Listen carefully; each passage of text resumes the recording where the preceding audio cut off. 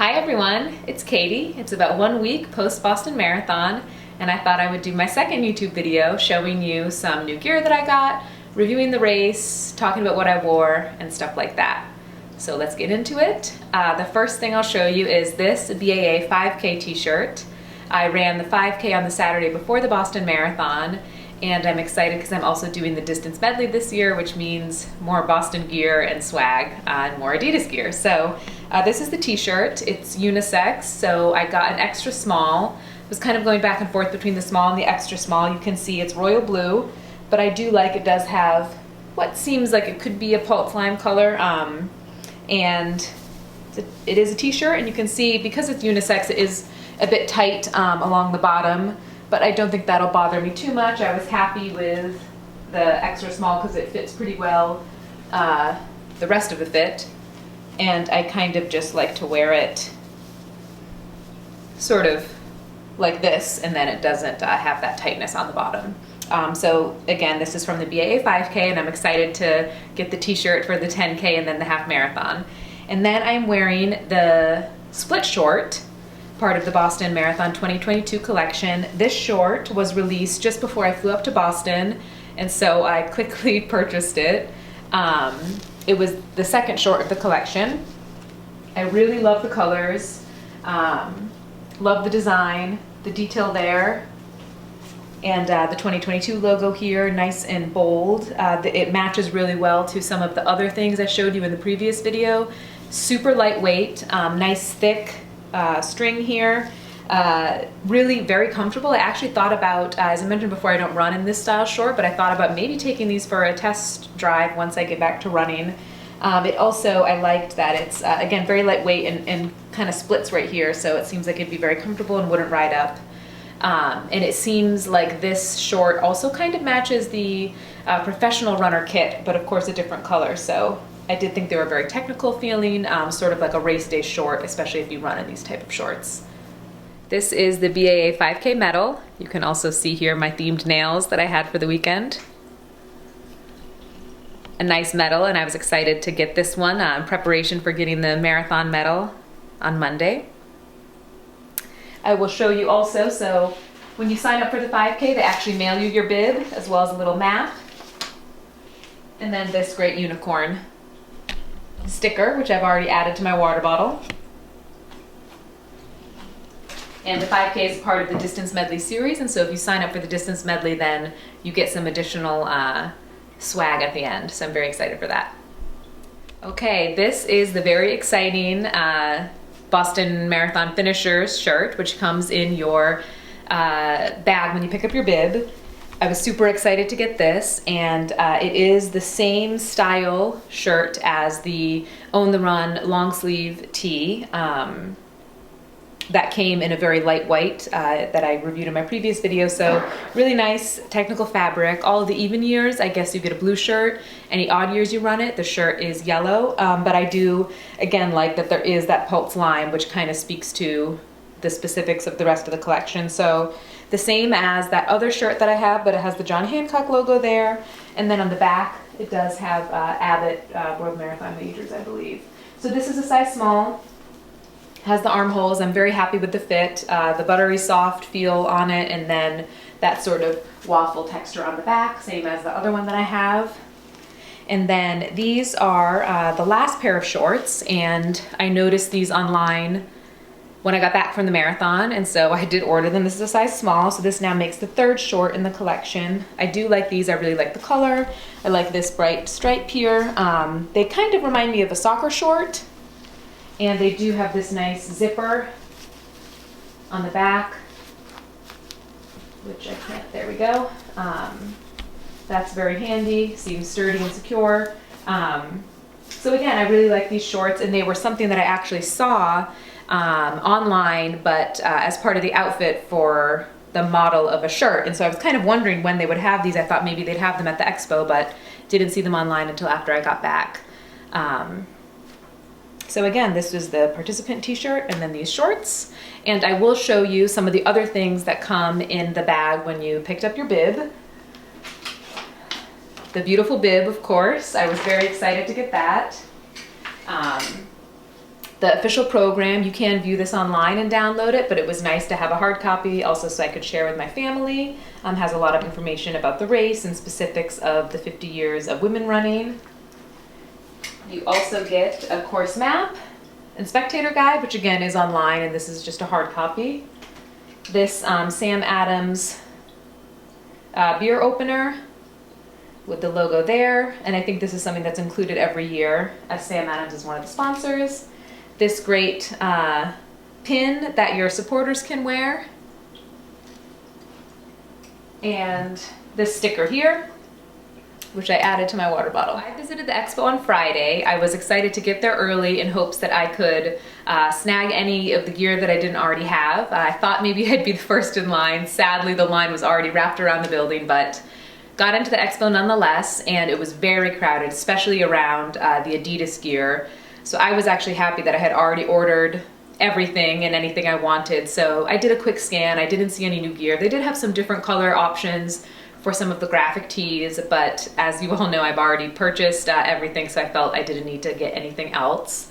I will say going at 11 a.m. when it opened on Friday, it was very crowded, again, especially in the gear section. So if you were planning to go, maybe don't go right at opening, or again, order some pieces online because it was overwhelming to push through all the people and try to select your size. It seemed stressful for the folks who were trying to try things on and look in the mirror, so it definitely seemed easier just to go ahead and get it online rather than trying to scramble and get it at the expo. It was also exciting to see everyone else all around the expo and really throughout the whole weekend wearing all of the gear and seeing, you know, which things were more popular. That was really fun for me as someone who bought it all. So I'll show you some of the things I did pick up at the expo. The first is this pint glass. I definitely had my eye on getting one of these. I'd seen other people from previous years who had them, so I purchased it at the expo. I think it looks like it was $12. I think you could have also gotten this for free if you went to one of the Run Pub tents with the Sam Adams logo on it, but this was the first one I saw, so I got it at the expo. And then I also got this coffee mug with the cork bottom. They had a few other options, one of the insulated shorter mugs, and I think a black version that was a different shape. I decided to just pick one, so I got this one. It has the nice black inside. It's sturdy, and I like, you know, the different handle. I like the way it looks. And then some shot glasses. I got two, so we could display them on our shelf there. Really cute. And then I also like this detail on the back where it has 26.2, half, 10K. I thought that was kind of cute, a nod to running. So those little shot glasses there. They had cowbells, so I did get a cowbell. My boyfriend did use this on the course along with my nieces.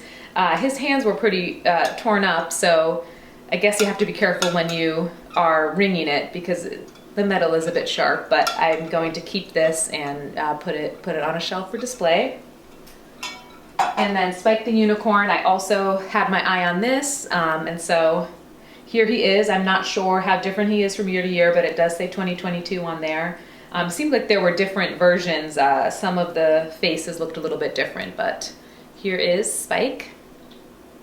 And then I also got a magnet, which I will show you. And then these two, these were actually free. They have a place where you can try the Sam Adams 26.2 brew, and then they were handing out these free koozies. So got two of these. This is the magnet, nice looking magnet there. And you take this out, and I was gonna throw this away, but I think now I'm going to print one of my race pictures and put it in there, and then I'll have two magnets for the fridge. Okay, I thought I would go a little bit into what I wore on race day. I had intended to make a video about what I packed and what I was going to wear, what I put in my gear check bag and my bag for the bus before this actually all happened, but I definitely ran out of time, was too excited and a little bit too nervous. So I will go over now what I wore.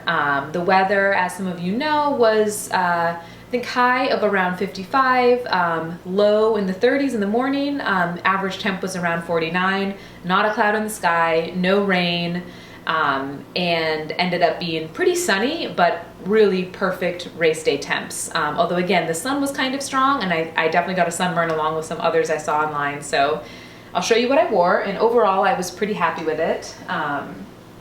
This is one of my favorite Nike sports bras. I ended up getting a new one just because I think the more you wear and wash something, the more it has potential to chafe. So I got a fresh sports bra, and I definitely wanted the racerback style because I knew I would carry my phone in my koala clip, and so I needed just a sturdy racerback to hold that in. Really can't recommend the koala clip enough. It's a great way to carry your phone, especially when your pockets are filled with the gels. So that's what I did there. And then I went with this Nike Swiftly, I believe is the name, crop. I knew I wanted to wear a crop, especially if it was decent weather. So I went with this, and I wore a similar crop in the 5K and have done some long runs in this, so I knew it held up pretty well. And no complaints about it, easily fit my bib on the front there. And then I did have a debate over whether I was going to go with pants or shorts. I ended up going with pants. I could have definitely worn shorts. The pants didn't bother me, but I will say about 90% of the people I saw did opt for the shorts. So these are Lululemon pants. They are, I think, inside out right now. No, this is right. So these were really great because they have a lot of pockets. So I stuffed both of these filled with gels, and then also had some gels in here. So these worked out really well. Nice compression pants. Can't quite remember the name of these, but Lululemon. Nothing new on race day, so wear something that you know fits well, can hold your gear, and isn't going to cause any problems. My short option, which I did bring with me, was going to be these Nike shorts, which also have pockets, the zippered back pocket, so I went back and forth until the night before when I ultimately decided to go with the pants. The one benefit of the pants was that for Athletes Village, I didn't have to wear any throwaway pants because I was already wearing these long pants. And then on the top, in Athletes Village and waiting at the Boston Common, I wore my heat sheet from a 2016 New York Marathon along with my New York Marathon poncho. And that worked out really well. Was glad to put them to use, and I stayed warm wearing both of those. I knew it was going to be sunny, and that if it did rain, I would want a rainy option. I ended up going with this visor, which you know I was excited to wear some of the 2022 gear. This was perfect because it was sweat wicking, it kept the bright sun out of my eyes, kept my hair pulled back. So this, again, really ideal, especially, again, because it ended up being really sunny. At the beginning, I did have on this Brooks headband. I really did not need this. It kept me warm in Athletes Village, and if it was something that I didn't want to keep, I probably would have thrown it away. I had it on over the visor and then took it off probably around mile 10 and just put it on my arm until I saw my family on the Newton Hills and gave it to them. I also started the race with these gloves. These are Brooks gloves that I really like. I packed them because if it was inclement weather, I knew I would want them, and then I had them in the village just because it was a bit cold waiting around at the start. Not the kind of gloves I wanted to throw away, but right in the corrals I knew I don't even need to wear these at all.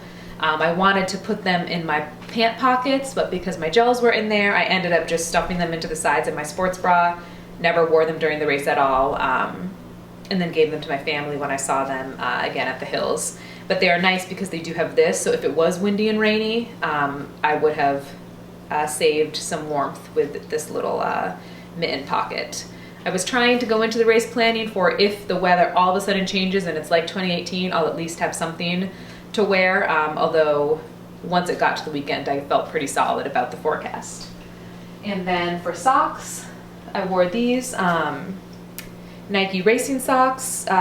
Expensive, and folks online said they weren't really that durable, but I wanted a sock that had the nice compression and that went up a little higher in case I wore shorts, and these worked out pretty well. I'll probably save them only to wear during races. And then I wore my Nike Alpha Flies. Thought for a little while about wearing the Vapor Flies, but then decided ultimately these worked in my last marathon and I'm gonna wear them again for Boston. Glad I didn't have any issues. The socks worked out well with them. So that's what I wore. And then I will make a note, I really love the Marmot running underwear. You can buy them at REI, and that's what I wear all the time and what I wore on race day. Some of the other things I wore on race day, my Polar watch. Really love this watch. Have never used a Garmin, so can't speak to that, but enjoyed this one. I didn't run great tangents during the race, so this usually beeped with my automatic lap a bit before I made it to the mile marker, but overall I was able to use it to stay just about on pace and know whether I was too fast or too slow. As I mentioned, I did run with my cell phone for the purposes of contacting my family when I made it to the finish line, and then also to listen to music. So I did run with these Beats headphones. Love the purple color, especially also that it matched the purple in my visor. So I did have a playlist, and it is Boston. There's a lot of crowd support, so for a good deal of the start, I had my music just paused so I could really stay present with the crowd. But then I was glad that I had my music for a few points when I felt a little bit tired, like I needed to kind of concentrate and just focus on my own pace. It was nice to have my music there, but be able to just toggle it on and off for when I wanted to enjoy the crowd or when I saw my family and friends.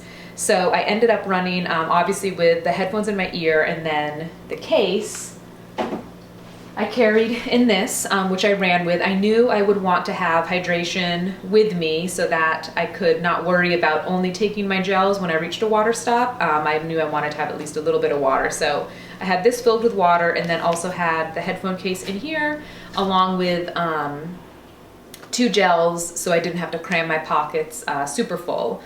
So I had this, and it was really great. I can go in a little bit to my fueling and hydration strategy. Again, I knew once we got to race weekend that it was going to be very sunny, and especially when I felt the sun on race day, I knew, okay, I need to pay attention to my sodium and electrolytes. So I was glad I had this water.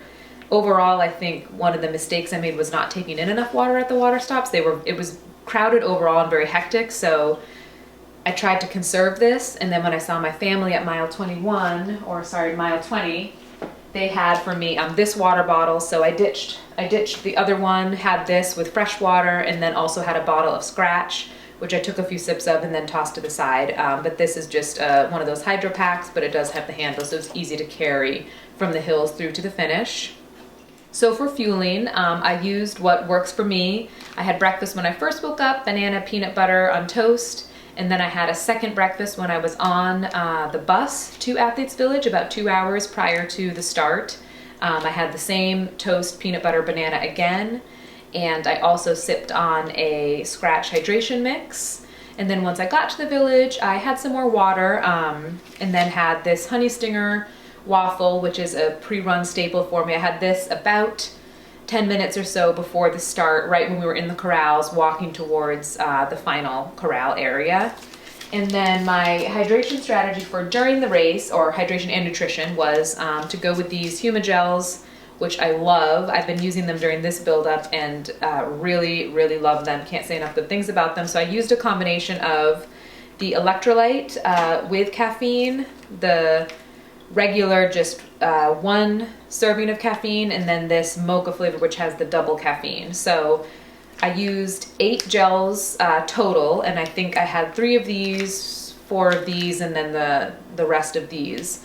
I had brought a mixture with me up to Boston, and then once I saw the weather, knew it would be a bit sunny, I made sure that half of my gels did have the electrolytes, so that I knew I wouldn't be cramping and would be getting enough sodium.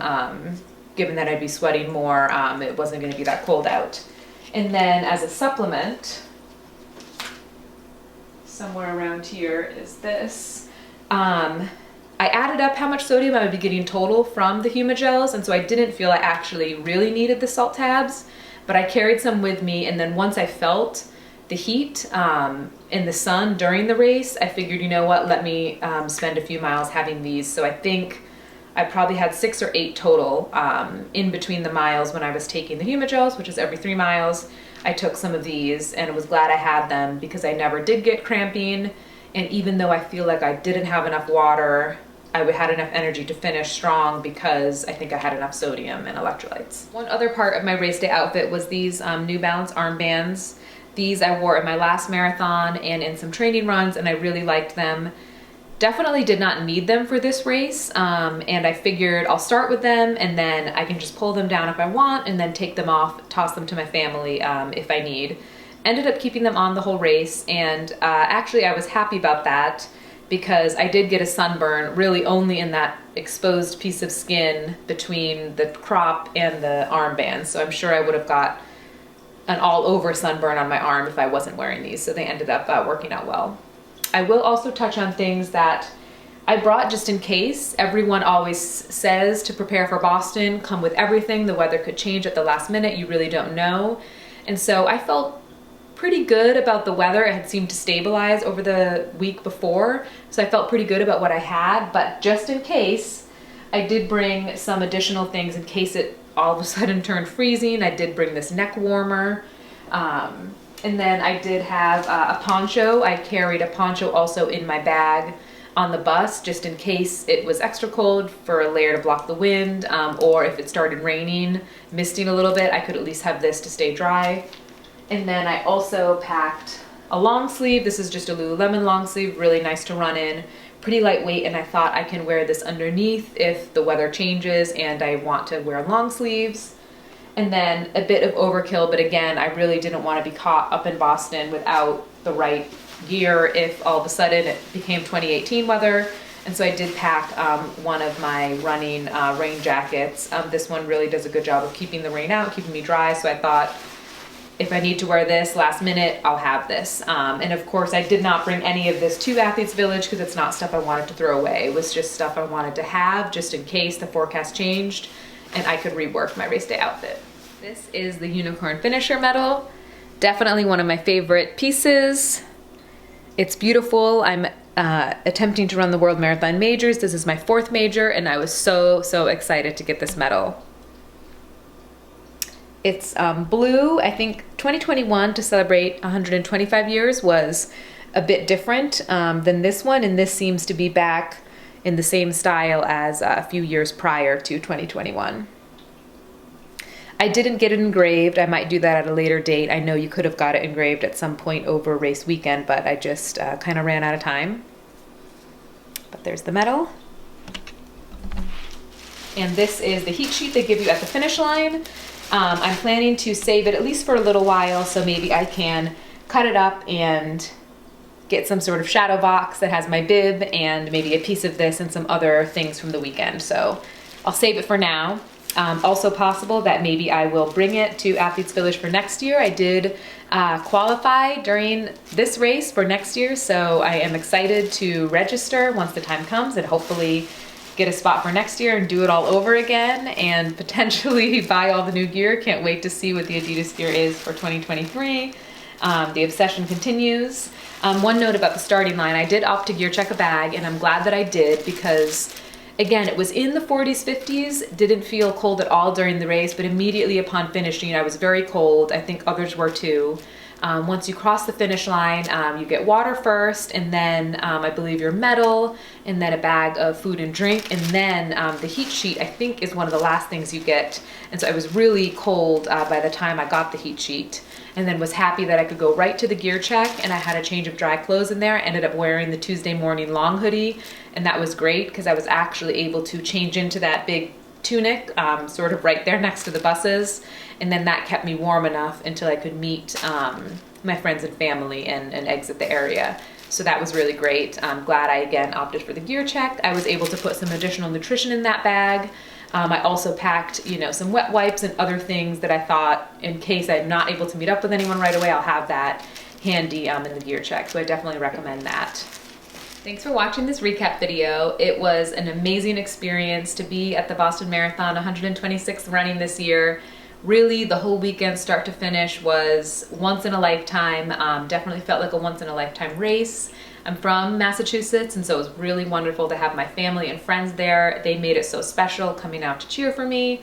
I felt emotional the whole time running because the crowd support is so great, and it was just so amazing to finally be there, finally be at the race of my dreams. And I feel very lucky to have another qualifier that I can use next year, and so I'm hoping to be back in Boston next year and be able to just do it all over again and soak in the experience again and hopefully improve my time now that I know the course in person. My next marathon is going to be London in October, and so I'm excited to get my 5th World Marathon Major star, and excited also for the upcoming B.A.A. 10K, and so I hope to do some more videos to talk about that experience as well.